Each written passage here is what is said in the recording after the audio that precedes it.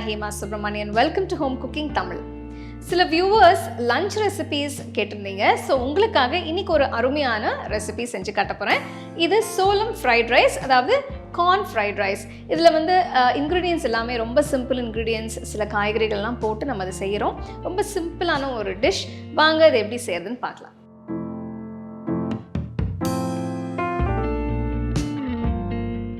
அகல கடாயில் 1 table spoon நல்லெண்ணெய் ஊற்றுங்க. உங்ககிட்ட நல்லெண்ணெய் இல்லைன்னா பரவாயில்ல, சமையலுக்கு பயன்படுத்துகிற எண்ணெய் ஊற்றிக்கலாம். இதில் ஒரு மீடியம் சைஸ் பெரிய வெங்காயம் பொடியாக நறுக்குனது, 5 பல்லு பூண்டு பொடியாக நறுக்குனது,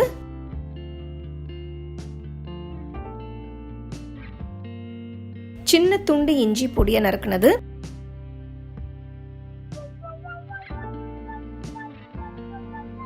ஒரு கட்டு வெங்காயத்தாளோட வெங்காயம் போட்டு வதக்குங்க.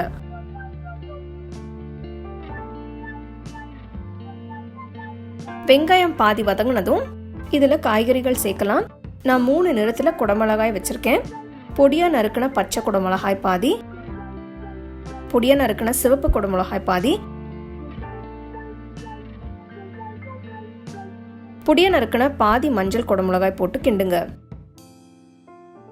இந்த ரெசிபி செய்யும் போது 3 கலர் குடமிளகாயும் போடுங்க. அப்பதான் ஃப்ரைட் ரைஸ் கலர்ஃபுல்லா இருக்கும்.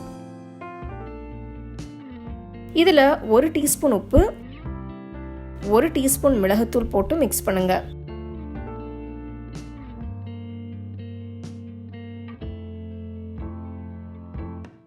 அடுத்து நான் 1 கப் வேக வச்ச சோள விதைகளை சேர்க்கிறேன்.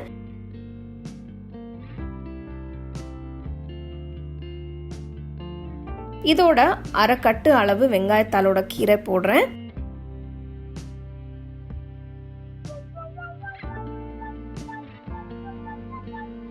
எல்லா காய்கறிகளும் மிக்ஸ் பண்ணதுக்கு அப்புறம் இதுல சாதம் போடலாம். நான் 1 கிண்ணம் அளவு வேக வச்ச பாஸ்மதி அரிசி போடுறேன்.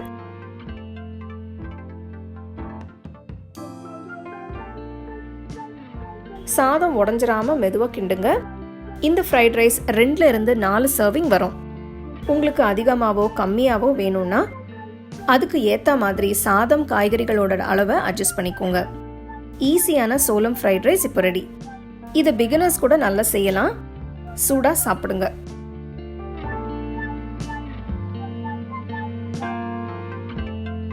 வாவ், நல்ல கலர்ஃபுல்லான நல்ல சுவையான சோளம் ஃப்ரைட் ரைஸ் எப்படி செய்யுதுன்னு பார்த்தீங்க. இது பார்த்தீங்கன்னா இன்க்ரீடியன்ஸ் எல்லாமே ரொம்ப சிம்பிள் இன்க்ரீடியன்ஸ், ரொம்ப குயிக்காக செய்யக்கூடிய ஒரு லஞ்ச் ரெசிபி. இது நீங்கள் உங்களுக்கு விருப்பமான சைட் டிஷ் வச்சு நீங்கள் சர்வ் பண்ணலாம். ஸோ கண்டிப்பாக இந்த ரெசிபி நீங்கள் ட்ரை பண்ணி என்ஜாய் பண்ணி எப்படி இருந்ததுன்னு எனக்கு சொல்லுங்கள்.